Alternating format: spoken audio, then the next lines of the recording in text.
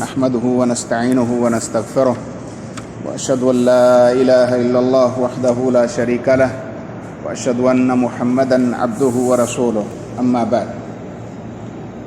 لوگوں، زندگی بڑی تیزی کے ساتھ گزر رہی ہے اور روزانہ زندگی کا ایک دن کم ہو جاتا ہے۔ آج دنیا کے امور میں لوگ اتنے مگن ہو گئے کہ آخرت سے غافل ہوتے جا رہے ہیں۔ امام قرطبی رحمہ اللہ فرمایا کرتے تھے، دنیا کی ہرس اور طویل عمر کی ہوس انسان کو دھوکے میں رکھتی ہے۔ حقیقت یہ ہے کہ آخرت کی فکر کرنا اور دنیا کو حسب حاجت حاصل کرنا کامیابی کا ذریعہ ہے۔ رسول مکرم صلی اللہ علیہ وسلم نے فرمایا، انسان جیسے زیادہ عمر بڑا ہوتا ہے تو دو چیزیں اس کے ساتھ بڑھتی چلی جاتی ہیں، ایک دنیا کی ہرس اور ایک لمبی زندگی کی امید۔ یاد رکھیے، آج عمل کرنے کا وقت ہے اور کل اس کی جزا ملے گی۔ آج دیکھنا ہوگا کہ کل کے لیے کیا کیا ہے۔ اگر آج نہ سوچا تو کل ندامت اور حسرت کے سوا کچھ ہاتھ نہیں آئے گا۔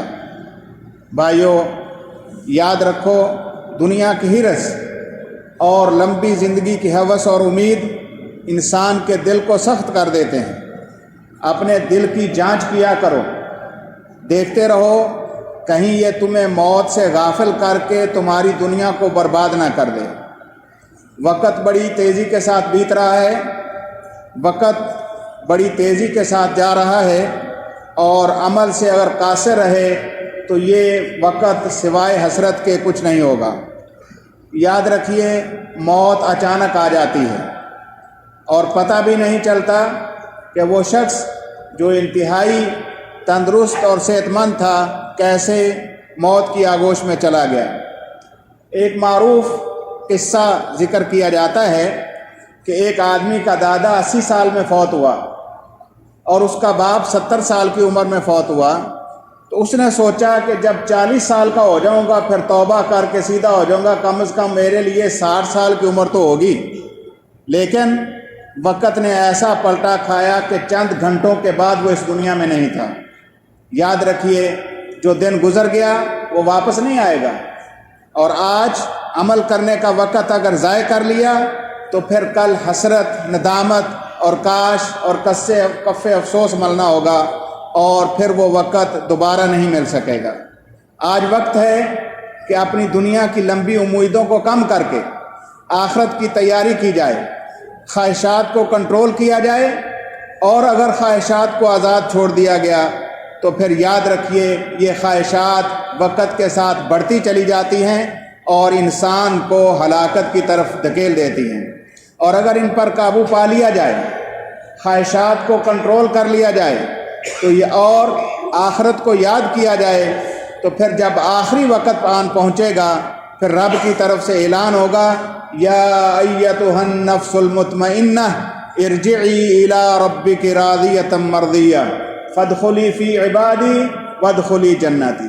اگر خواہشات پر کنٹرول حاصل کر لیا، اللہ کی یاد کو یقینی بنا لیا اور اپنے آپ کو اللہ کی اطاعت میں وقت گزارنے والا بنا لیا، تو اللہ کی طرف سے اعلان ہوگا، اے مطمئن نفس، چلو اب اپنے راضی رب کی طرف، جو تجھ سے راضی ہو چکا تو اس سے راضی ہو گئی، اور میرے بندوں میں داخل ہو جاؤ اور میری جنت میں داخل ہو جاؤ۔ یقیناً اللہ ذوالجلال والاکرام بندے کی محنت اور اس کی کوشش کو رائے گاہ نہیں جانے دیتا۔ جو دنیا کے لیے محنت کرتا ہے دنیا اس کو مل جاتی ہے، اور جو آخرت کے لیے کوشش کرتا ہے اللہ اس کی کوشش سے کئی گنا زیادہ اس کو آخرت میں مقام اور مرتبے عطا فرما دیتا ہے۔ یاد رکھیے، دنیا ساری کی ساری جنت کے مقابلے میں کوئی حیثیت نہیں رکھتی، چہ جائے کہ چند خواہشات کے عوض انسان اپنی آخرت اور جنت کو برباد کر لے۔ یاد رکھنا، اس دنیا کی رنگینیاں کہیں تمہیں آخرت سے غافل نہ کر دیں، اور اگر ایسے ہوا تو جنت سے محرومی یقینی ہوگی اور پھر آگ انسان کا انتظار کرتی ہوگی۔ اس دنیا کے ختم ہوتے ہی اصل ٹھکانہ وہ آگ ہوگا۔ اور اللہ ذوالجلال والاکرام نے ہمیں دنیا میں یہ بتا دیا ہے، فمن زحزح عن النار وادخل الجنہ فقد فاز، کامیاب وہ ہوگا جس کو اس دن آگ سے بچا لیا گیا اور جنت میں داخل کر دیا گیا۔ وما الحیات الدنیا الا متاع الغرور، اور یاد رکھو یہ دنیا سوائے دھوکے کے کچھ نہیں ہے۔ اور اللہ ذوالجلال والاکرام نے یہ آگاہ فرما دیا، اس دھوکے سے بچ کر اللہ اور اس کے رسول کی اطاعت کر کے اپنی زندگی کو اللہ کے مطیع بنا کے اس جنت کے وارث ٹھہرو جس کو اللہ نے تمہارے لیے بنایا ہے۔ یاد رکھیے، آج اگر ہم نے اپنے وقت کا صحیح استعمال نہ کیا، آج اگر آگ سے بچنے کی تیاری نہ کی، تو یہ وقت بڑی تیزی کے ساتھ گزر جائے گا۔ موت عن قریب آد بوچے گی، اور پھر اس وقت انسان کو کچھ بھی کرے کچھ فائدہ نہیں ہوگا، کیونکہ انسان کے پاس مہلت اور وقت اس وقت تک ہے جب تک اس کی سانس چل رہی ہے، اور توبہ کا دروازہ انسان کی موت تک کھلا ہے۔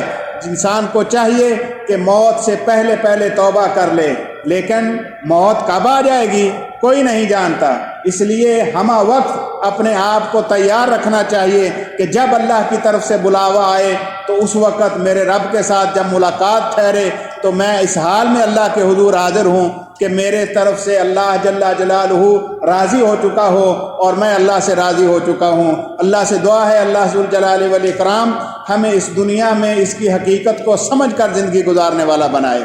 اللہ اس دنیا میں آخرت کی تیاری کرنے والا بنا دے، اس دنیا میں رہتے ہوئے اپنی آخرت کو سنوارنے والا اور اس کی تیاری کر کے اللہ کے حضور شامل ہونے والوں میں سے اللہ ہمارا شمار کر دے۔ وآخر دعوانا ان الحمد للہ رب العالمین۔